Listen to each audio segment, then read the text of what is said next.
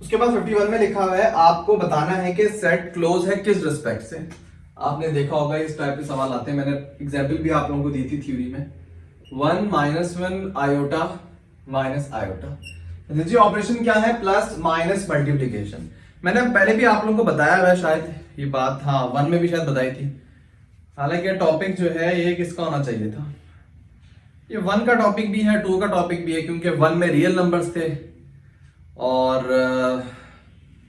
उसमें real number की property discuss कर रहे थे, और इसमें ग्रुप्स का पोर्शन है, इसमें भी यही क्लोज क्लोज का सीन है मौजूद, दोनों में इस टाइप के आ जाते हैं। तो मैंने उसमें बताया था कि यार माइनस आंसर नहीं होता, या तो प्लस होता है या मल्टीप्लाई होता है, आप इसमें से मैच करवा के देख लो। तो सबसे पहले प्लस का देख लो, टेबल बनाने की भी जरूरत नहीं है, आपको आइडिया हो जाएगा। क्लोज का मतलब ये कि अगर आप एलिमेंट्स को आपस में ऐड करवाओ तो रिजल्ट उन्हीं में से आना चाहिए, तब आप क्लोज बोलोगे। तो आपको दिखने में लग रहा है, लेट कर लो अगर मैं 1 और -1 को ऐड करवाता हूं तो रिजल्ट 0 आ जाएगा, और 0 इस सेट के अंदर मौजूद ही नहीं है। तो सिंपल सा आपको देखने में लग रहा है कि प्लस क्लोज नहीं है। और यहां पे आप माइनस चेक करना चाहो तो वो भी कर सकते हो, आप 1 को माइनस करवाओ -1 से, तो माइनस माइनस पॉजिटिव आंसर 2 आ जाएगा, ये भी सेट के अंदर मौजूद नहीं है। तो आप देख के बता सकते हो मल्टीप्लीकेशन इसका आंसर है। तसल्ली के लिए आप टेबल भी बना सकते हो, 1 -1 iota minus iota, 1 -1 iota minus iota. तसल्ली इसलिए कह रहा हूं क्योंकि डी ऑप्शन में नल लिखा है ना, लेकिन मल्टीप्लाई में आपको पता है सेटिस्फाई ज्यादातर कर जाते हैं, लेकिन तसल्ली के लिए आप फिर देख लो, बना लो इस तरह। मैं एक फिल करवा देता हूं, बाकी आप फिल कर लेना। 1 को 1 से मल्टीप्लाई करो, 1 को -1 से करो, 1 को आयोटा से करो, 1 को माइनस आयोटा से करो। इसी तरह आप इन सब जो बाकी 12 एलिमेंट है इनको पिक करना, देखना ये इसी सेट के अंदर से होंगे, इस सेट के बाहर से कोई नहीं होगा। तो ये सेट जो है ये क्लोज है विद रिस्पेक्ट टू मल्टीप्लीकेशन।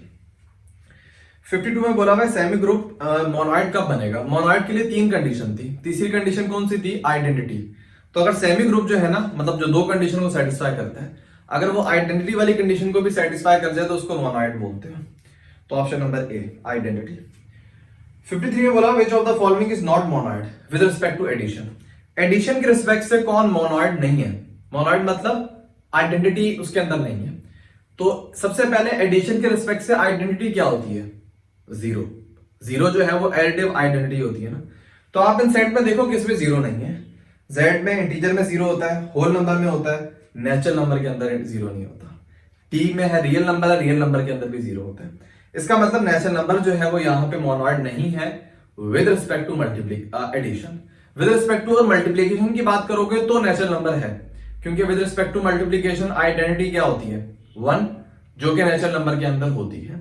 तो with respect to addition natural number monoid नहीं है, लेकिन with respect to multiplication natural number monoid है। 54 में लिखा है which of the following operation is not commutative. इसमें से कौन सा कम्यूटेटिव नहीं है। तो अगर आप ये देखो, ये ऑपरेशन उन्होंने डिफाइन किए हैं, जैसे उन्होंने बताया है कि 2 नंबर्स के दरमियान ऑपरेशन ये बनेगा।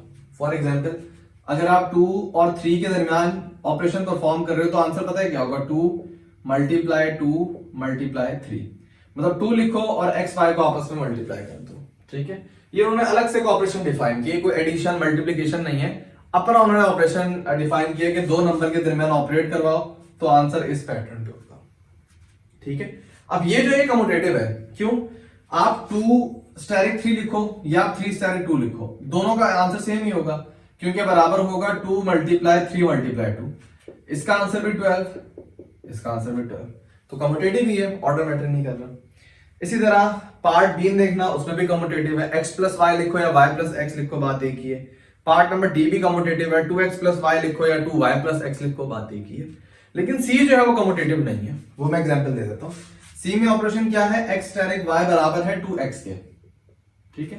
तो लेट कर लो, अगर आप मालूम करना चाहो 2 स्टेरिक 3, तो ये बराबर होगा 2, और x क्या है, जो पहली वैल्यू यहां पर 2 है, तो इसका आंसर क्या हो जाएगा, 4 के बराबर। और अब आप ऑर्डर चेंज कर दिया, अब आपने ये लिख दिया, अभी किसके बराबर है, 2x, यहां पे x क्या है, पहली वैल्यू क्या है, 3 के बराबर है, तो अब यहां पे 3 आ जाएगा, और इस पूरी चीज का आंसर होता है 6। तो आपको देखने में लग रहा है कि दोनों चीजें आपस में बराबर ही नहीं है, इसका मतलब ये कम्यूटेटिव नहीं है। ऑर्डर इसके अंदर अगर आप x स्टेरिक y लिखो तो इसका आंसर 2x है, अगर आप y स्टेरिक x लिखोगे तो इसका आंसर 2y हो जाएगा।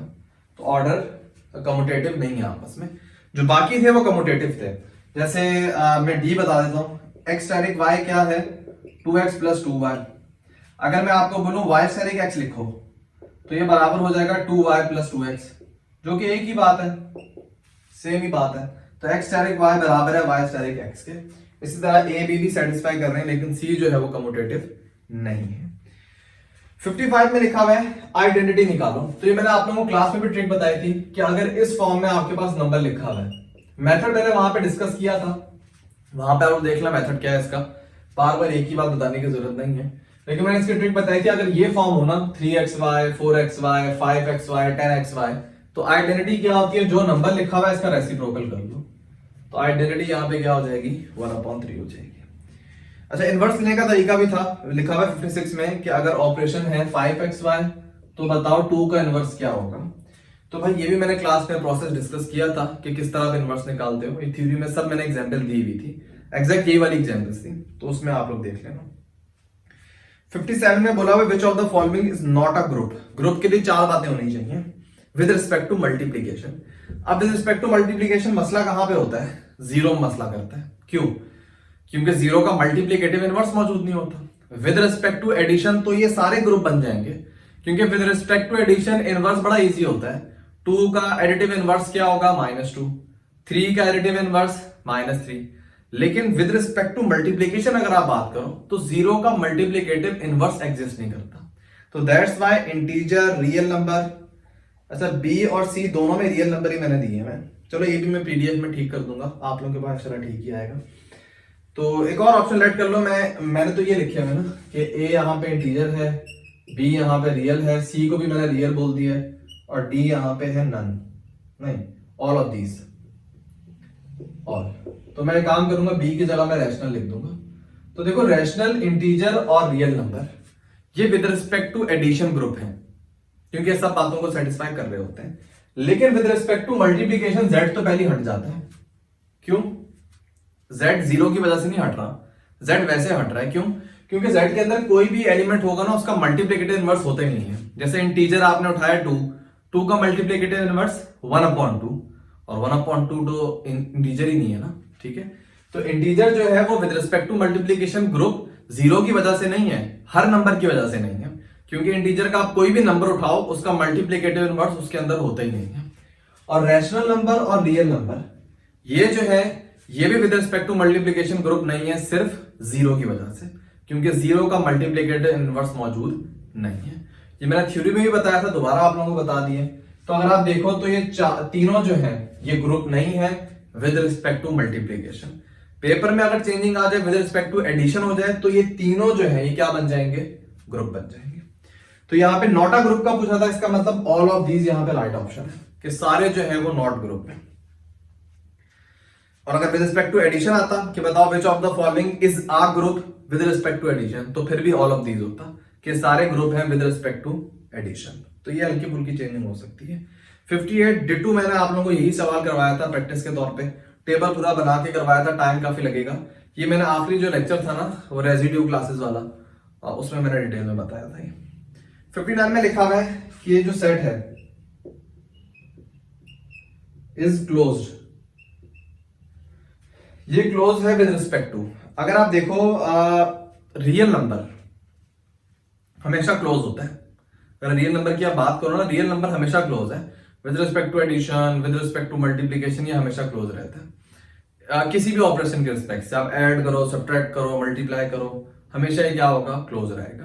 क्योंकि रियल नंबर एक सबसे बड़ा सेट है, उन सब में नंबर्स आ जाते हैं। रियल नंबर में मतलब आयोटा नहीं आ रहा, बाकी तो सब नंबर आ रहे हैं ना उसके अंदर। तो रियल नंबर में से आप कोई भी उठाओ, इवन अगर ये जीरो वाली कंडीशन ना भी होती, क्योंकि अभी बात क्लोज की गई है, तो क्लोज में जीरो का मसला ही नहीं है ना। क्लोज में तो जस्ट आपने देखना होता है कि रिजल्ट उसके अंदर आ रहा है या नहीं आ रहा। फॉर एग्जाम्पल एक रियल नंबर आपने उठाया 1/2, एक उठाया 0। अब क्लोज का मतलब with respect to addition, close का मतलब जब आप ऐड करो तो रिजल्ट क्या आएगा 1/2, जो कि रियल नंबर से बिलोंग कर रहे हैं। अगर आप इसको माइनस करो तब भी रिजल्ट 1/2 आ रहा है, वो भी रियल नंबर से बिलोंग कर रहे हैं। अगर आप इसको मल्टीप्लाई करो तब भी रिजल्ट क्या आएगा, 0 आएगा, और 0 भी रियल नंबर से बिलोंग कर रहा है। बस डिवाइड का ऑप्शन ना हो, यहां पे डिवाइड कर। अच्छा अब मैं बता देता हूं, डिवाइड का ऑप्शन यहाँ पे सेटिस्फाई नहीं करेगा, क्योंकि अगर आप लेट कर लो 1/2 को डिवाइड करोगे 0 से, अब आपके पास अनडिफाइंड फॉर्म आ जाएगी। अगर आपको याद हो 1/2 को अगर आप 0 से डिवाइड करोगे तो अब आपके पास अनडिफाइंड हो जाएगा, जिसमें मैथ एरर कहते हो, ठीक है। तो डिवीजन मसला करेगी जब 0 होगा, 0 में मसला हो जाएगा। तो इस सवाल में देखो हमने 0 हटा दिए, अगर आप इस सवाल में देखो 0 हटा दिया तो अब डिवीजन भी ओके है। डिवीजन मसला कब करती है, जब रियल नंबर के अंदर 0 आ रहा है, तो विद रिस्पेक्ट टू डिवीजन वो क्लोज नहीं होगा, ठीक है। लेकिन जैसे डिवीजन हट गई तो इसका मतलब, सॉरी, जैसे 0 आपने हटा दिया, रियल नंबर में से 0 हटा दिया, तो अब डिवीजन को भी कोई मसला नहीं है। आप किसी भी दो रियल नंबर को डिवाइड करो, आंसर रियल नंबर ही आएगा। तो इसका मतलब तीनों ऑपरेशन जो है ना, एडिशन, मल्टीप्लीकेशन, डिवीजन, ये सब यहाँ पे क्लोज है real number. Option number D जो है ऑल ऑफ दीज वो यहाँ पे ठीक हो जाएगा। अच्छा, 60 में लिखा हुआ एक सेट एस है, इज अ ग्रुप। वो पूछ रहे हैं ग्रुप किसके रिस्पेक्ट से। तो वैसे आप ऑप्शन देख के भी बता सकते हो, विद रिस्पेक्ट टू पॉजिटिव नहीं हो सकता, या देख लेते हैं इसको। सेट है 1 omega omega square 1 omega omega square. हाँ, विद रिस्पेक्ट टू पॉजिटिव ये ग्रुप नहीं बन सकता, क्योंकि जब आप इनको ऐड करोगे ना, 1 को 1 में ऐड करो 2 आ रहा है, तो सबसे पहली बात ये तो क्लोज ही नहीं है। ग्रुप तो बाद की बात है, तो पहली प्रॉपर्टी को सेटिस्फाई नहीं कर रहा। ग्रुप के लिए 4 शर्त थी ना, पहली शर्त क्या थी, क्लोज होना चाहिए। आप जब इस सेट के दो एलिमेंट को आपस में ऐड कर रहे हो तो आंसर 2 आ रहा है, जो कि सेट के अंदर मौजूद ही नहीं है। इसका मतलब ये set with respect to addition close नहीं है।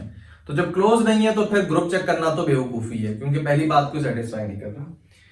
बी में लिखा हुआ माइनस, माइनस से भी नहीं करेगा ऑब्वियसली, क्योंकि जब आप माइनस करोगे 1 - 1 क्या होता है 0, और 0 भी सेट के अंदर मौजूद नहीं है। इसका मतलब विद रिस्पेक्ट टू माइनस भी क्लोज नहीं है।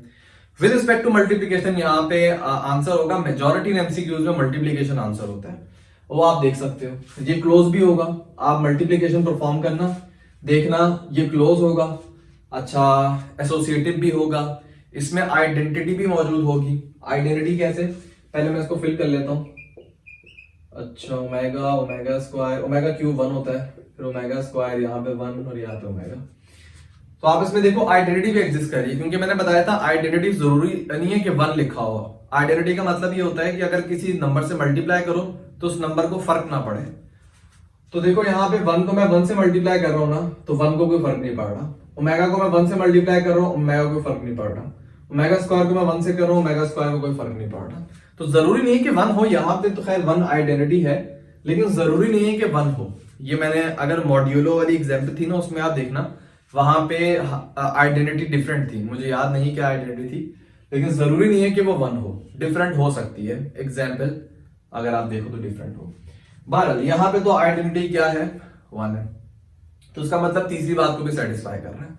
और चौथी बात क्या थी, इनवर्स होना चाहिए। इनवर्स का मतलब अगर आप एक नंबर को किसी से मल्टीप्लाई करो और रिजल्ट में आइडेंटिटी आ जाए तो उसका मतलब उसका इनवर्स है।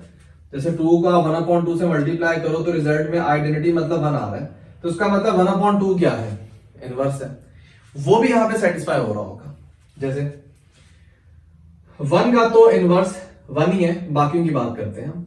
ओमेगा को देखो, जब आप ओमेगा स्क्वायर से मल्टीप्लाई कर रहे हो तो रिजल्ट में क्या आ रही है, आइडेंटिटी आ रही है। गौर करो इस बात पे, बिल्कुल ये वाली चीज है कि जब 2 को 1/2 से मल्टीप्लाई करते थे तो 1 आ रहा है ना, सेम वही यहां पे देखो। ओमेगा को जब आप ओमेगा स्क्वायर से कर रहे हो 1 आ रहा है, इसका मतलब ओमेगा का मल्टीप्लिकेटिव इनवर्स क्या है, ओमेगा स्क्वायर, जो कि मौजूद है इस सेट के अंदर। इसी तरह ओमेगा स्क्वायर को जब आप ओमेगा से मल्टीप्लाई कर रहे हो तो 1 आ रहा है। अगेन वही बात कि ओमेगा स्क्वायर का मल्टीप्लिकेटिव इनवर्स क्या है, ओमेगा, जो कि यहां पे मौजूद है। और 1 का मल्टीप्लिकेटिव इनवर्स तो 1 ही होगा। तो इसका मतलब आइडेंटिटी भी यहां पे मौजूद है और हर एलिमेंट का इनवर्स भी यहां पे मौजूद है। चारों बातों को सेटिस्फाई कर लिया ग्रुप है। वैसे ये तो 5वीं बात को भी सेटिस्फाई करेगा, मतलब कम्यूटेटिव भी है, तो एबिलियन भी होगा, लेकिन ऑप्शन में वो नहीं लिखा हुआ तो जरूरत नहीं है आपको। सिर्फ ग्रुप का पूछा था तो with respect to multiplication group है ये। 60 में बोला हुआ if a set is a group with respect to addition there the number of identity element. याद रखना, with respect to addition group हो या with respect to multiplication group हो, आइडेंटिटी सेम ही रहती है।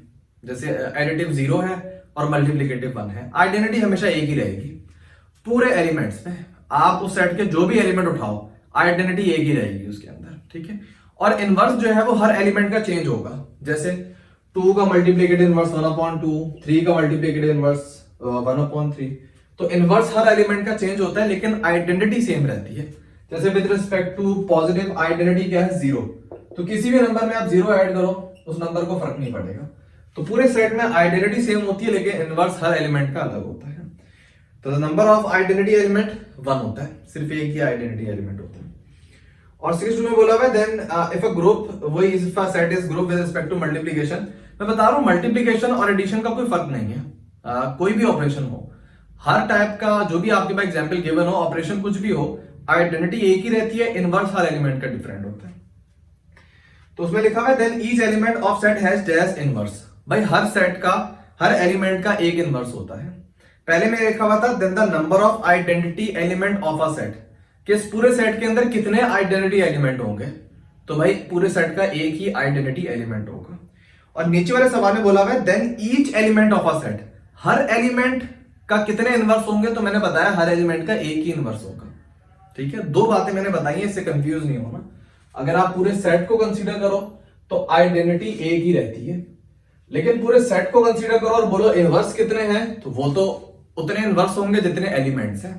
लेकिन अगर हर एलिमेंट्स की आप बात कर रहे हो तो हर एलिमेंट का तो एक ही इनवर्स होगा ना। 2 का एक इनवर्स है, 3 का एक इनवर्स है, हर एलिमेंट का एक एक होगा। ठीक है, और यही बात उन्होंने पूछी थी। तो जो 62 है उसके आंसर में भी क्या होगा, यूनिक। 1 भी हो सकता है या आप यूनिक भी बोल सकते हो उसको। 63 में बोला हुआ है एक रैशनल नंबर है, रैशनल नंबर के साथ एक ऑपरेशन स्टेरिक है, कुछ भी हो सकता है। इज एन एबिलियन ग्रुप, इसको आप एबिलियन कब बोलोगे, जब ये कम्यूटेटिव को सेटिस्फाई करेगा। ऑप्शन नंबर ए जो है वो यहाँ पे, सॉरी ऑप्शन नंबर बी जो है वो यहाँ पे ठीक है, क्योंकि ऑप्शन नंबर बी में ऑपरेशन ये वाला है ना, स्टेरिक, इसी ऑपरेशन की बात की जा रही थी। वो बोल रहे थे कि जो क्यू स्टेरिक है। अच्छा, ये एज्यूम हम कर रहे हैं कि ग्रुप है, मतलब ये 4 बातों को सेटिस्फाई कर रहे हैं। उसके बाद अगर ये 5वीं बात को भी सेटिस्फाई करे कि ए स्टेरिक बी स्टेरिक ए के बराबर है, तो अब आप इसको क्या बोलोगे, एबिलियन बोलोगे, क्योंकि कम्यूटेटिव को भी सेटिस्फाई कर रहा है। ठीक है, ऑपरेशन सेम रहना चाहिए। हालांकि आप देखो ए बी सी सब में कम्यूटेटिव प्रॉपर्टी गिवन है, लेकिन ऑपरेशन चेंज है। ए में एडिशन ऑपरेशन है, सी में मल्टीप्लीकेशन है, बी में ये वाला ऑपरेशन है। तो हम इसी ऑपरेशन का जिक्र करेंगे क्योंकि सवाल में मेंशन किया हुआ था स्टेरिक का। ठीक है, तो ऑप्शन नंबर बी यहां पर ठीक है। 64 में बोला हुआ है which one is not abelian group, इसका मतलब वो कम्यूटेटिव को सेटिस्फाई नहीं कर रहा। तो ऐसा कौन सा है जो कम्यूटेटिव को नहीं कर रहा। देखो विद रिस्पेक्ट टू एडिशन मसला नहीं होता अगर बड़े बड़े सेट हैं। जैसे मैट्रिक्स का एक बड़ा सेट है, 3x3 मैट्रिक्स का एक बड़ा सेट है, विद रिस्पेक्ट टू एडिशन उसको कोई मसला नहीं होगा। इसी तरह रियल नंबर को एडिशन कोई मसला नहीं करेगा, कॉम्प्लेक्स नंबर कोई मसला नहीं करेगा। बड़े सेट को ना मल्टीप्लीकेशन मसला करती है, छोटे सेट को तो एडिशन मल्टीप्लीकेशन दोनों मसला कर रहे होते हैं। जैसे नेचुरल नंबर को एडिशन मसला कर रहे हैं, उसके अंदर आइडेंटिटी नहीं है, लेकिन बड़े सेट को एडिशन मसला नहीं करता, मल्टीप्लीकेशन करता है। तो जो ऑप्शन नंबर किधर गया, हाँ ऑप्शन नंबर बी और डी है ना, उसमें एडिशन है ऑपरेशन, तो उसको तो छोड़ दो, मसला नहीं है। ए और सी में मसला हो सकता है, और मसला ए के अंदर है। क्यों, ए में लिखा हुआ है 3x3 की मैट्रिक्स और ऑपरेशन क्या है, मल्टीप्लीकेशन का। तो याद रखना ये मसला हो जाएगा। क्यों, क्योंकि मैट्रिक्स मल्टीप्लीकेशन कम्यूटेटिव नहीं होती। आपने ये बात पढ़ी होगी फर्स्ट ईयर में कि ए बी ए के बराबर नहीं होता। आप कोई भी 2 मैट्रिक्स उठाओ, उनको मल्टीप्लाई करो, उनके दरमियान ऑर्डर मैटर करेगा। आप ए मल्टीप्लाई बी करो या बी मल्टीप्लाई करो, दोनों के आंसर अलग होते हैं। तो मैट्रिक्स में जो मल्टीप्लीकेशन है वो कम्यूटेटिव नहीं है। एडिशन कम्यूटेटिव होता है कि अगर आप a प्लस बी करो या b प्लस ए करो, दोनों का आंसर है। लेकिन मल्टीप्लीकेशन कम्यूटेटिव नहीं होता, ऑर्डर मैटर कर रहा होता है मल्टीप्लीकेशन के अंदर। कॉम्प्लेक्स नंबर के अंदर तो कोई मसला नहीं है। और यहां पे देखो कॉम्प्लेक्स नंबर के अंदर 0 भी आता है ना, तो आप लोग कह सकते हो कि 0 मसला कर सकता है, क्योंकि विद रिस्पेक्ट टू मल्टीप्लीकेशन की बात की जा रही है। ऑप्शन नंबर सी की मैं बात कर रहा हूं। लेकिन देखो सी में कॉम्प्लेक्स नंबर नहीं गिवन, ये चीज गिवन है। सी के ऊपर छोटा सा एक स्टेरिक बनाया हुआ है, तो इसका मतलब पॉजिटिव, इसका मतलब है कि ऐसे कॉम्प्लेक्स नंबर जिनके अंदर 0 ना हो, मतलब 0 को निकाल दिए। इस नोटेशन का मतलब कॉम्प्लेक्स नंबर जिसके अंदर से हमने 0 हटा दिए। तो जब 0 हटा दिए तो अब मल्टीप्लीकेशन तो मसला करेगा ही नहीं, तो मसला हल हो गया। लेकिन अगर इस तरह होता तो अब ये तो खैर ग्रुपिंग ही होता। एबिलियन तो दूर की बात है, ये तो ग्रुपिंग ही बनता, क्योंकि इनवर्स प्रॉपर्टी को सेटिस्फाई नहीं करता। कॉम्प्लेक्स नंबर के अंदर भी 0 आता है ना, 0 का तो इनवर्स एग्जिस्ट ही नहीं करता। तो फिर एबिलियन तो छोड़ो, ये तो ग्रुपिंग ही होता। लेकिन उन्होंने तभी ये हल्का सा स्टेरिक लगा दिया बताने के लिए कि ऐसा कॉम्प्लेक्स नंबर है जिसके अंदर 0 को हमने हटा दिए, तो अब तो मसला नहीं होगा, ये ग्रुप भी है और साथ साथ एबिलियन भी होगा। 65 में आपसे बोला गया देन आइडेंटिटी एलिमेंट, एक टेबल गिवन है और आपसे पूछा जा रहा है कि बताओ इसमें आइडेंटिटी एलिमेंट क्या है। अब देखो इसमें 1 नजर नहीं आएगा आपको, जिन बंदों ने निशानी रखी हुई थी कि 1 जो है वो हमेशा आइडेंटिटी होती है, तो ये बात ठीक नहीं है। कुछ ऐसी एग्जांपल है जिसमें 1 तो मौजूद ही नहीं है, तो अब आप आइडेंटिटी का कैसे पता करोगे? वही बात जो मैंने आप लोगों को बताई थी कि आइडेंटिटी क्या है, किसी भी नंबर के साथ आप ऑपरेट करवाओ और उस नंबर को फर्क ना पड़े, चाहे आपने ऐड करवाया मल्टीप्लाई करवाया, अगर आप किसी भी नंबर के साथ उस आइडेंटिटी को ऑपरेट करवाते हो तो उस नंबर को कोई फर्क नहीं पड़ता। ये बात आपको जिस एलिमेंट के अंदर मिल जाए वो आइडेंटिटी है। जैसे आप एक स्टैटिक ऑपरेशन है, आपको नहीं पता कौन सा ऑपरेशन है ये, तो ये टेबल इन्होंने बनाया है, मैं फिल कर देता हूं BCA और ABC। तो इसमें से आपको आइडेंटिटी एलिमेंट बताना है कि ABC में से कौन सा आइडेंटिटी एलिमेंट है। देख लेते हैं। आइडेंटिटी वो है कि ऑपरेट करवाओ फर्क ना पड़े। तो आप देखो A का आंसर A आ रहा है, कब? जब मैं A को ऑपरेट करवा रहा हूं C से। मैंने A को ऑपरेट करवाया C से, आंसर क्या आ रहा है? A के बराबर। इसी तरह B को जब मैं ऑपरेट करवा रहा हूं C से, तो आंसर क्या आ रहा है? B के बराबर। B को मैंने C से ऑपरेट करवाया, B आंसर आया। इसी तरह C को जब मैं C से ऑपरेट करवा रहा हूं तो आंसर क्या आ रहा है? C के बराबर आ रहा है। तो यहां से आपको बात समझ आएगी कि अगर मैं इन तीनों एलिमेंट्स को जब C से ऑपरेट करवाता हूं तो इनको कोई फर्क नहीं पड़ता। इसका मतलब C यहां पे क्या है? आइडेंटिटी है, क्योंकि उसको ऑपरेट करवाने से किसी को कोई फर्क नहीं पड़ रहा। तो ऑप्शन नंबर C जो है वो यहां पे ठीक है। 66 में आपसे बोला हुआ मिसिंग एलिमेंट, यार ये बहुत इजी है, मल्टीप्लाई करना है इस टेबल में। जैसे पहली रॉ किस तरह फिल की हुई है, 1 को 1 से मल्टीप्लाई किया हुआ है, 1 को मेगा से किया हुआ है, 1 को मेगा स्क्वायर से किया हुआ है, तो बहुत इजी है। मैं बता देता हूं, जो ओमेगा वाली रो है, ओमेगा को 1 से करो ओमेगा, ओमेगा को ओमेगा से करो ओमेगा स्क्वायर, ओमेगा को ओमेगा स्क्वायर से करोगे तो ओमेगा क्यूब आएगा, जो कि मैंने यहाँ पे टेबल फिल करवाया हुआ था ये, तो ओमेगा क्यूब का आंसर बना है, ठीक है। एंड पे आपको फिल करना है ओमेगा स्क्वायर को, जब आप ओमेगा से करते हो तो ओमेगा क्यूब, जो कि 1 के बराबर है, तो सेकंड लास्ट एलिमेंट में 1 आएगा। और आखिर में क्या आएगा? ओमेगा स्क्वायर को जब आप ओमेगा स्क्वायर से करोगे तो ओमेगा 4 ओमेगा के बराबर होता है, तो आखिरी वाले में ओमेगा आ जाएगा, तो 1 ओमेगा इसका राइट ऑप्शन होगा, ऑप्शन नंबर C। ये अभी मैंने आप लोगों को टेबल फिल करवाया था थोड़ी देर पहले। 67 में बोला भाई एक ऑपरेशन गिवन है, ऑपरेशन क्या है भाई? x स्टेरिक y, किसी भी दो नंबर को ऑपरेट करवाओ तो ये बराबर होंगे 2x प्लस y के। इस ऑपरेशन को जहन में रख के आपको क्या करना है, आपको कंडीशन ये गिवन है कि 2 स्टेरिक a बराबर है a स्टेरिक 3 के, फाइंड करो वैल्यू ऑफ a। बहुत इजी काम है। 2 स्टेरिक a पे ये वाला ऑपरेशन अप्लाई करो। ऑपरेशन क्या था? 2x, x मतलब जो पहले आ रहा है, यहां पे पहले क्या है? 2 प्लस y मतलब जो दूसरे नंबर पे आ रहा है, दूसरे नंबर पे यहां पे क्या आ रहा है? a। अब इस पे ऑपरेशन अप्लाई करो, वही चीज कि 2x मतलब जो पहले आ रहा है, पहले यहां पे a है, प्लस y मतलब जो बाद में आ रहा है 3। तो बिल्कुल ये जो ऑपरेशन डिफाइन किया था ना दो नंबर्स के दरमियान, ऑपरेशन क्या है? 2x plus y। x मतलब जो पहले आ रहा है, y मतलब जो दूसरे पोजीशन पे आ रहा है, तो एग्जैक्ट वही आपने किया। x की जगह पहला वाला लिख दिया, y की जगह आपने दूसरा वाला a लिख दिया, सेम काम यहां पे किया। ये भी मैंने आप लोगों को क्लास में सॉल्व करवाया है, तो ये हो जाएगा 4 प्लस a, ये हो जाएगा 2a प्लस 3। एक उधर ले जाओ, 3 उधर ले आओ, a की वैल्यू 1 आ जाएगी यहाँ। अच्छा 68 में बोला है देन इनवर्स ऑफ 1/3। अगेन वही कॉन्सेप्ट है, इनवर्स निकालना इस वाले ऑपरेशन में से या आइडेंटिटी निकालना है। मैंने लेक्चर में आप लोगों को डिटेल में बताया है, आप लोग वहां से देख लेना। 69 में बोला है the set of all non zero rational numbers.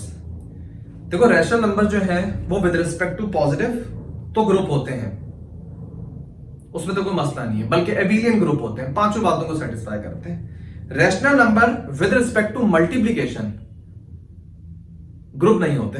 क्यों? क्योंकि वो जीरो मसला करता है, उसके अंदर जीरो का मल्टीप्लिकेटिव इनवर्स एग्जिस्ट नहीं करता। शुरू की 3 बातों को सेटिस्फाई कर रहे होते हैं लेकिन इनवर्स को सेटिस्फाई नहीं करते।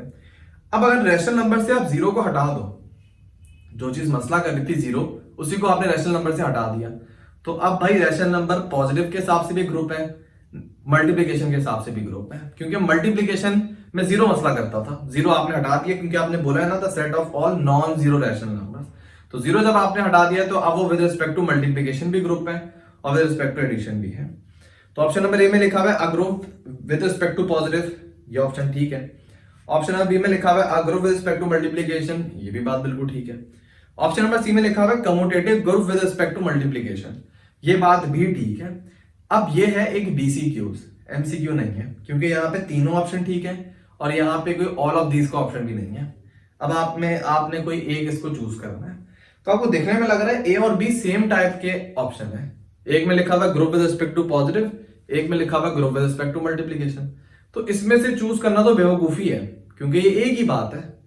सी जो है वो थोड़ा डिफरेंट है और वो थोड़ी कंप्लीट बात की गई है, उसमें पांचवी प्रॉपर्टी को भी इंक्लूड किया गया है कि वो सिर्फ ग्रुप नहीं है बल्कि कम्यूटेटिव ग्रुप है with respect to multiplication. Obviously addition भी होता है, विद रिस्पेक्ट टू एडिशन भी कम्यूटेटिव ग्रुप है, लेकिन सी में उन्होंने थोड़ा ज्यादा इंफॉर्मेशन आपको दी है। तो उसमें से बेस्ट ऑप्शन जो है ना वो सी है। यहाँ पे ए और बी सिमिलर है, सी जो है वो आप टिक कर देना। यहाँ पे 70 में आपको एक प्रॉपर्टी है, ये लिखा हुआ है ए बी सी का इनवर्स, तो आप उल्टा ऑर्डर लिख दो सी बी ए और सबके ऊपर इनवर्स लगा दो। ये वो मैट्रिसेस के अंदर भी प्रॉपर्टी होती है, अगर 3 मैट्रिक्स हो उनका इनवर्स लो तो उसमें भी ये वाले सीन चल रहा होता है। तो ऑप्शन नंबर बी ठीक है। ये जो क्वेश्चन है थोड़ा ग्रुप का क्वेश्चन था, अब लॉजिक का क्वेश्चन है। लिखा हुआ है इनवर्स P इंप्लीकेशन Q का इनवर्स। तो इनवर्स में आप क्या करते हो, वेव लगा देते हो, ये इसका इनवर्स होता है। ऑप्शन नंबर सी। 72 में बोला हुआ है कॉन्ट्रा पॉजिटिव, किसका निकालना है, इसका कंट्रा पॉजिटिव निकालना है। कंट्रा पॉजिटिव निकालने के लिए 2 काम करने पड़ते हैं, इनवर्स लो फिर कन्वर्स लो। इनवर्स लेते हैं इसका जब आप इनवर्स लोगे ना तो ऑलरेडी इसका इनवर्स दिया हुआ है, ये वेव का मतलब ऑलरेडी इसका इनवर्स हुआ है ना। अब जब आप दोबारा इनवर्स लोगे तो ये वेव हट जाएगी, इसी तरह यहां पे वेव हट जाएगी। तो negation Q implication negation P, जब आप इस स्टेटमेंट का इनवर्स लोगे तो आपके पास आ जाएगा Q इंप्लीकेशन P।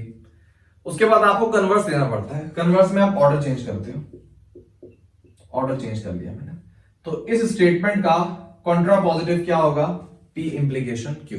या तो पहले आप कन्वर्स ले लो फिर इनवर्स ले लो, या पहले आप इनवर्स ले लो फिर कन्वर्स ले लो, ये मैंने लेक्चर में आप लोगों को बताया था। तो ऑप्शन नंबर ए ठीक है। 73 में बोला ट्रुथ सेट। ट्रुथ सेट का मतलब कि यार ये जो मैंने आप लोगों को एक आखिर में टॉपिक करवाया था कि जिसमें सेट और लॉजिक को मैंने आपस में इक्वेट करवाया था, इक्विवेलेंस मैंने निकाली थी उसमें।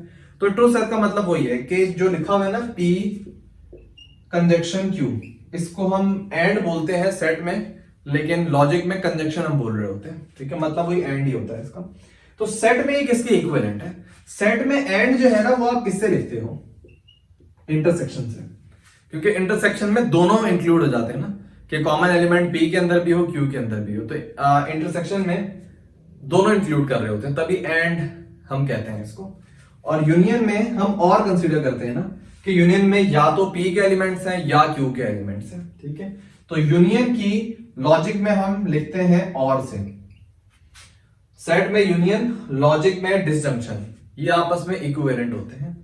और सेट में इंटरसेक्शन, लॉजिक में कंजक्शन, ये आपस में क्या होते हैं, इक्विवेलेंट होते हैं। ये मैंने क्लास में आप लोगों को बताया था।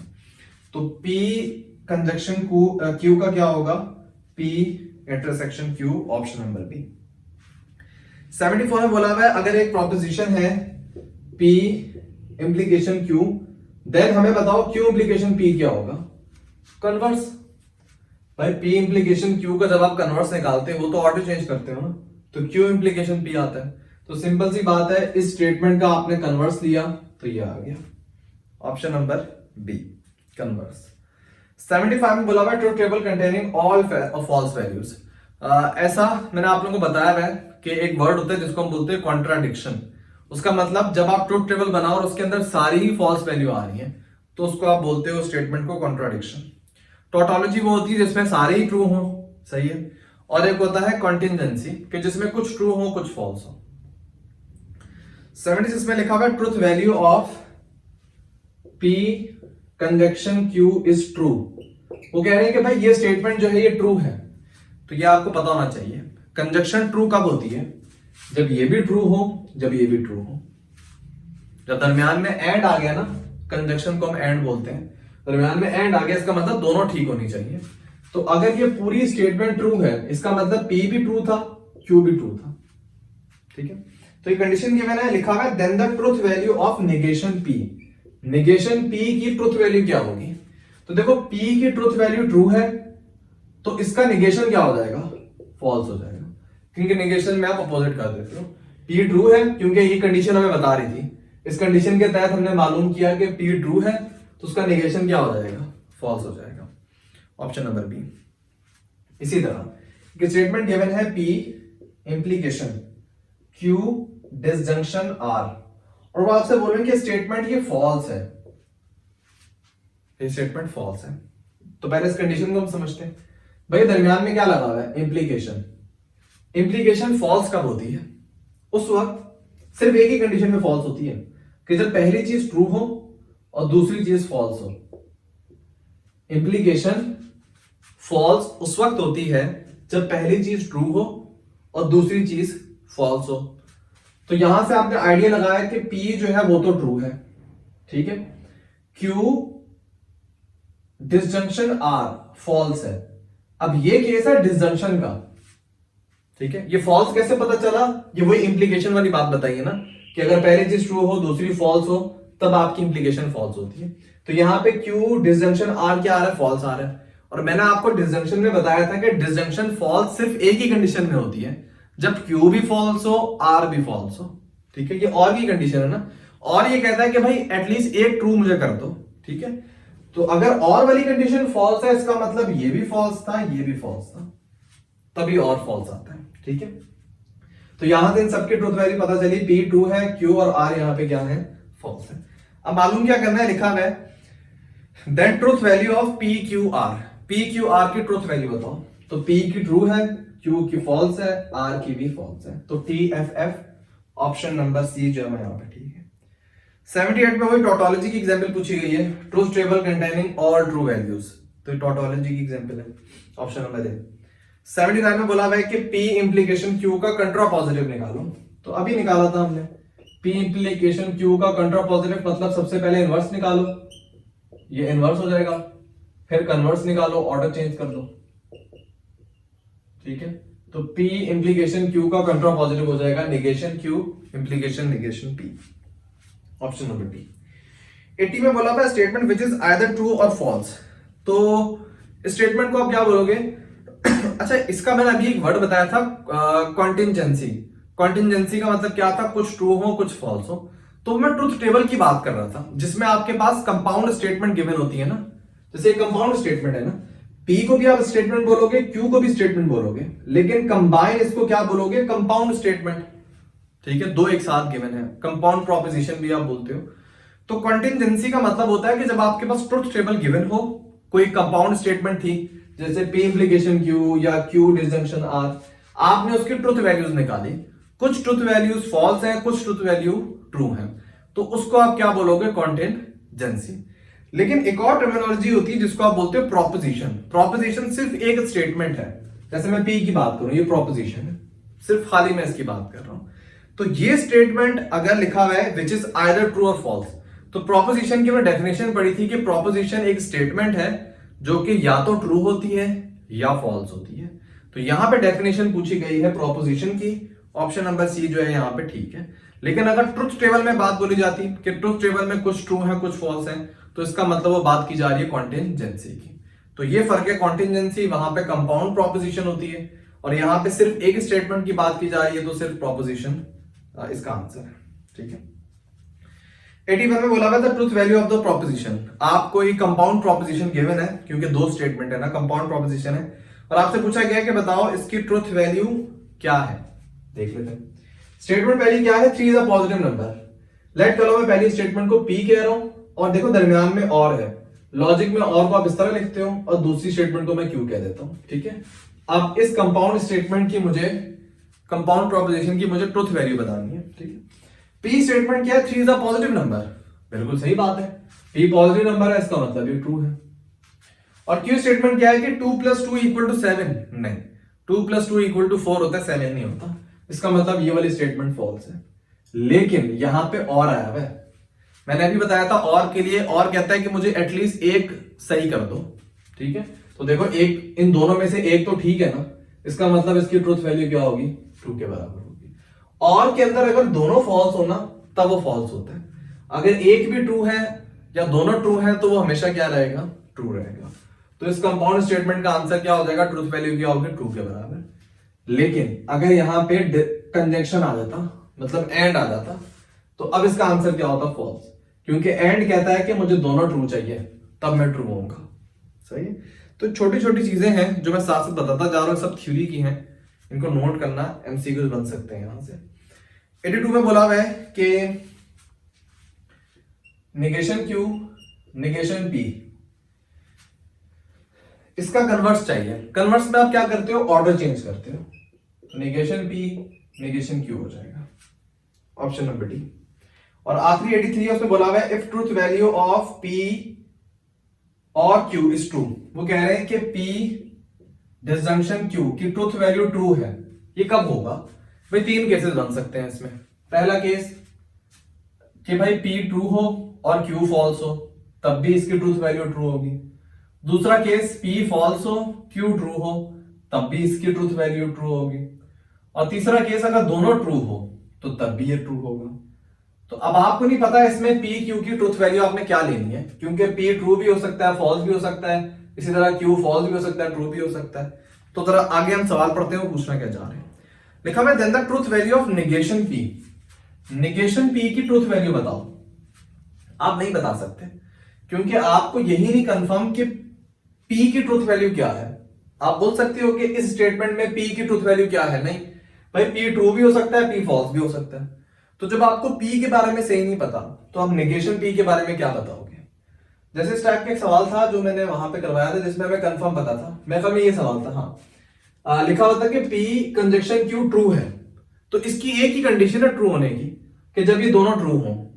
तो यहां से मुझे कंफर्म पता चल गया था कि P ट्रू होगा, अगर P ट्रू ना होता तो फिर ये भी चीज ट्रू नहीं होती। तो तभी मैंने बता दिया था कि नेगेशन P क्या है, फॉल्स के बराबर है। लेकिन यहां पे मुझे नहीं पता, P ट्रू भी हो सकता है, फॉल्स भी हो सकता है, तो नेगेशन P भी ट्रू भी हो सकता है, फॉल्स भी हो सकता है। तो जो ऑप्शन नंबर सी है ना, डिफिकल्ट टू प्रिडिक्ट, वो यहाँ पे राइट है कि मैं इस तरह प्रिडिक्ट नहीं कर सकता कि नेगेशन P का आंसर क्या होगा। सबसे पहला एमसीक्यू लिखा हुआ है 2x² - 5s। बच्चों कंडीशनल इक्वेशन है क्योंकि ये खास x की वैल्यूज होंगी, मतलब अगर आप इसको सॉल्व करो ना, x² बराबर होगा 5/2 के, x की वैल्यू आ जाएगी ±√5/2। तो ये दो वैल्यूज हैं, एक पॉजिटिव में एक नेगेटिव में, जो कि इस इक्वेशन को सेटिस्फाई कर रही है। बाकी कोई भी वैल्यू इस इक्वेशन को सेटिस्फाई नहीं कर रही होगी, तो दैट्स व्हाई कुछ खास वैल्यू सेटिस्फाई कर रही हो तो आप कंडीशनल इक्वेशन बोलते हो। उसके बाद 2 पे लिखा हुआ है px³ + qx² और +r लिखा हुआ है, और राइट साइड पे लिखा हुआ है -4x³ + 6x² + 5। और आपको निकालना है यहाँ पे p q r की वैल्यू निकालनी है। तो उन्होंने बात बोली है कि सिंपल सा कॉन्सेप्ट है बच्चों, आप कंपेयर करवाओ, दरमियान में इक्वल का साइन आ रहा है ना, इसका मतलब ये -4 जो बराबर होगा p के। देखो इस तरफ अगर आप दो इनको आपस में इक्वल कर रहे हो, इसका मतलब दोनों तरफ x को कोएफिशिएंट सेम होने चाहिए। तो इस तरफ अगर नॉर्मली आइडेंटिटी के अंदर होता है, इन्होंने कोई वर्ड बोला हुआ नहीं है लेकिन आइडेंटिटी के अंदर ये कॉन्सेप्ट यूज होता है कि -4 को बराबर रखो p के, p की वैल्यू -4 आएगी, x² का कोएफिशिएंट 6 है, यहाँ पे q है, तो q की वैल्यू 6 आ जाएगी और r की वैल्यू यहाँ पे 5 आ जाएगी। तो ऑप्शन नंबर सी जो है ना, p q r, option number C यहाँ पे ठीक है। 3 में आपको बोला हुआ है कि 1/x+1 होल क्यूब, इसको रिजॉल्व करो। तो बच्चों ये केस 2 है, लीनियर फैक्टर आपका बार बार आ रहा है, 3 दफा आ रहा है। तो सबसे पहले आप लिखोगे a/x+1, फिर लिखोगे b/x+1 का होल स्क्वायर, फिर लिखोगे c/x+1 का whole cube, option number D. 4 में लिखा हुआ है कि एक पार्शियल फ्रैक्शन में लिखा हुआ है कैन नॉट बी रिजॉल्व। अब देखो ये इम्प्रॉपर है, न्यूमरेटर की डिग्री 3 है, डिनोमिनेटर की 2 है, तो इम्प्रॉपर है, तो ऑप्शन नंबर बी ठीक है। Can not be resolve into fractions directly, directly नहीं हो सकती, पहले डिवाइड करोगे उसके बाद जो प्रॉपर आएगी उसको रिजॉल्व करोगे। 5 में आपके पास एक बड़ी सी फ्रैक्शन लिखी हुई है और बोला हुआ है कि इसको रिजॉल्व करो। तो सबसे पहली बात, अगर आप रिजॉल्व करना स्टार्ट करो इसको, तो 1/x-1 x² + 1 x² + 2 का होल स्क्वायर। तो पहला वाला फैक्टर तो सिंपल लीनियर है, आप लिखो a/x-1। दूसरा वाला क्वाड्रेटिक है, तो क्वाड्रेटिक में आप ऊपर लिखते हो bx plus D, sorry bx plus C, और इस क्वाड्रेटिक को लिखो नीचे x स्क्वायर प्लस 1। तीसरे में क्या होगा, अगेन क्वाड्रेटिक है लेकिन रिपीट कर रहा है, ये केस 4 का सीन था। तो इसमें क्या होगा, आप लिखोगे dx प्लस ई, पहली दफा लिखोगे x स्क्वायर प्लस 2, फिर आप लिखोगे fx प्लस g, दूसरी दफा लिखोगे x स्क्वायर प्लस 2 का होल स्क्वायर। इस तरह केस 4 अप्लाई करोगे। तो ये आपको नजर आ रहा है ऑप्शन नंबर सी में। 6 में लिखा हुआ to make a partial fraction given fraction must be proper, proper में होनी चाहिए। 7 में आपको पार्शियल फ्रैक्शन में ब्रेक किया हुआ यार, इसको सॉल्व कर लेना, मैंने आप लोगों को ट्रिक भी बताई हुई है, अगर ट्रिक अप्लाई करोगे तो डायरेक्ट सॉल्व हो जाएगा। इसको आप इस तरह रिजॉल्व करोगे, ठीक है। तो ट्रिक अप्लाई करना, x माइनस 3 को 0 के बराबर रखो, x की वैल्यू 3 आ रही है, 3 पुट करो पूरी फ्रैक्शन में, नीचे 2 आ जाएगा 1/2, तो a की वैल्यू आ रही है यहां पे 1/2। b की कैसे निकालोगे, x माइनस 1 को 0 रखो, x की वैल्यू 0 आएगी, सॉरी x की वैल्यू 1 आएगी, पुट कर दो इसके अंदर, 1 माइनस 3 माइनस 2 होता है, तो b की वैल्यू आ रही है -1/2। तो ये बच्चों नजर आ रहा है आपको ऑप्शन नंबर बी में। ऑप्शन नंबर बी में इस 1 को 1/2 को नीचे मल्टीप्लाई किया हुआ है, माइनस को दरमियान में लिखा हुआ है और इस 2 को भी नीचे से मल्टीप्लाई किया हुआ है, तो ऑप्शन नंबर बी यहां पे ठीक है। 8 पे लिखा हुआ है कि इम्प्रॉपर फ्रैक्शन को जब आप रिड्यूस करोगे यूजिंग डिवीजन, तो आपके पास होता क्या है, आपके पास एक पॉलिनोमियल आता है और एडिशन में एक प्रॉपर रैशनल फ्रैक्शन होती है, option number D.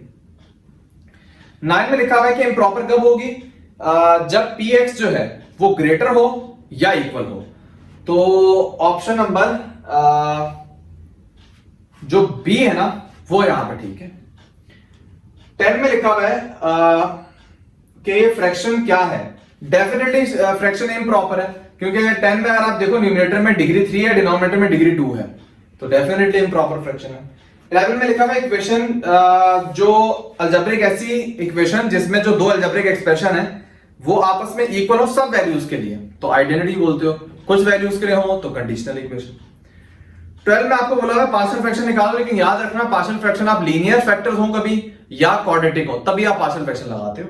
Question number 12 में जो डिनोमिनेटर में लिखा है वो तो पॉलिनोमियल है ही नहीं, तो लीनियर क्वाड्रेटिक तो बाद में बात है कि पॉलिनोमियल ही नहीं है, क्योंकि वहां पे वेरिएबल की पावर इंटीजर नहीं है, फ्रैक्शन है, रूट आ गया ना, तो x की पावर 1/2 है, तो उसको तो आप पार्शियल फ्रैक्शन में रिजॉल्व ही नहीं कर सकते। पार्शियल फ्रैक्शन में रिजॉल्व उस वक्त होगा जब x की पावर 1 है या जब x स्क्वायर है, मतलब लीनियर और क्वाड्रेटिक की फॉर्म में ही आप उसी वक्त पार्शियल फ्रैक्शन करोगे, तो ऑप्शन नंबर सी वो ठीक है। 30 में लिखा हुआ है क्या चीज है, तो मुझे यहां तक लगता है आइडेंटिटी है, क्यों, x square plus y square, right hand side पे क्या है, एक्स प्लस वाई का होल स्क्वायर, एक्सपेंड करो, x square plus 2y plus y square, साथ में लिखा हुआ है -2xy, कैंसिल, तो देखो लेफ्ट हैंड साइड और राइट हैंड साइड बराबर आ गई है, ये कंडीशन होती है आइडेंटिटी के अंदर। अभी आपने कुछ पुट नहीं किया, आपको पता है मैं कुछ भी पुट कर रहा हूं दोनों साइड सेम ही है, एक्स वाई की कोई भी वैल्यू पुट करो सेम ही चीज है ना वहां, और अगर आप सॉल्व करोगे 0 आएगा। मैंने बताया था जब आप आइडेंटिटी को सॉल्व करते हो और वैल्यू निकालने लगते हो ना, तो वैल्यू नहीं आती बल्कि 0 आ जाता है, कहने का मतलब x की हर वैल्यू पे वो सेटिस्फाई हो रही होती है, ये निशानी होती है आइडेंटिटी की। 14 में अगर यार लीनियर वाला केस है, a और b निकालना है, ट्रिक अप्लाई करो जो मैंने पहले अप्लाई करके दिखाई है और a और b की वैल्यू निकाल लो इसमें से। 15 में आपको छोटी छोटी पार्शियल फ्रैक्शन का सम लिखा हुआ है और आपसे पूछा हुआ है बताओ ये किसको रिजॉल्व किया तो ये आई थी, for example -1 plus 1/4 1 minus x plus 1/4 1 plus x plus 1/2 1 plus x square.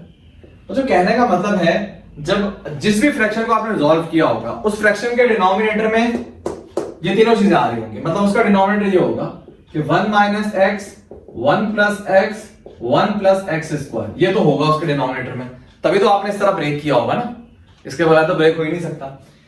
अब फॉर एग्जाम्पल बेशक वो इम्प्रॉपर हो या कुछ भी हो, ये जो -1 आ रहा है तो शायद वो इम्प्रॉपर हो, हाँ इम्प्रॉपर, ये ऑप्शन नंबर सी ठीक है ना, तो वो इम्प्रॉपर है, दैट्स व्हाई डिवाइड करो ये माइनस आ रहा है, लेकिन इसको छोड़ दो, जब तीनों फैक्टर में नीचे आ रहा है तो लाजमी उसमें तीनों तो होंगे, तभी तो आपने ब्रेक करते हुए लिखे है ना ये, तो जिस फ्रैक्शन के नीचे ये तीनों है वो आपका राइट आंसर है। तो आप देख लो तीनों सिंप्लीफाई कर सकते हो आप इसको, 1 माइनस एक्स 1 प्लस एक्स को लिख सकते हो 1 माइनस एक्स का whole square, 1 minus x square 1 plus x square, ये होता है 1 माइनस एक्स की पावर 4। तो जिस ऑप्शन के डिनोमिनेटर में लिखा हुआ है वो इसका राइट है, अगर 2 में लिखा हुआ है फिर फंस जाओगे, फिर आपको सॉल्व करोगे तभी पता चलेगा। लेकिन फॉर्चुनेटली सिर्फ ऑप्शन नंबर सी है, उसके डिनोमिनेटर में आपको ये चीज मिल रही है, क्योंकि न्यूमरेटर आपने नहीं निकाला, न्यूमरेटर कुछ भी हो सकता है यहाँ पे। तो अगर ऑप्शन नंबर 2 ऑप्शन ऐसे होंगे जिसके डिनोमिनेटर में आ रहा हो तो फिर फंस जाओगे आप। लेकिन एमसीक्यूज में इतना घुमाते नहीं है, तो ये एक ही ऑप्शन है जिसके डिनोमिनेटर में आ रहा है और लाजमी आएगा, क्योंकि भाई इन 3 को आप एक्सपेंड इसी तरीके से करते हो, तो ये 3 चीजें तो लाजमी होंगी। 16 में लिखा हुआ है when rational fraction is separated into partial fraction the result is identity, आपको आइडेंटिटी मिल रही होती है। 17 में लिखा हुआ है रैशनल फ्रैक्शन की कितनी टाइप में, 2 टाइप, प्रॉपर इम्प्रॉपर। 18 में आपको बोला हुआ है x4 divide by 1 minus x4, ये कौन सी फ्रैक्शन है, इम्प्रॉपर है, क्योंकि न्यूमरेटर और डिनोमिनेटर की डिग्री बराबर है इसके अंदर। 19 में लिखा हुआ है कंडीशनल इक्वेशन है 3x माइनस 1 इक्वल टू 0, ये ट्रू कब होगी, वैल्यू निकाल के देख लो। 3x minus 1 equal to 0, x की वैल्यू आएगी 1/3, तो सिर्फ 1/3 पे ये इक्वेशन आपकी ट्रू होगी, ऑप्शन नंबर सी। और 20 में लिखा हुआ है expressing a rational function as a sum of partial fraction is called partial fraction resolution, option number B जो है वो यहाँ पे ठीक है।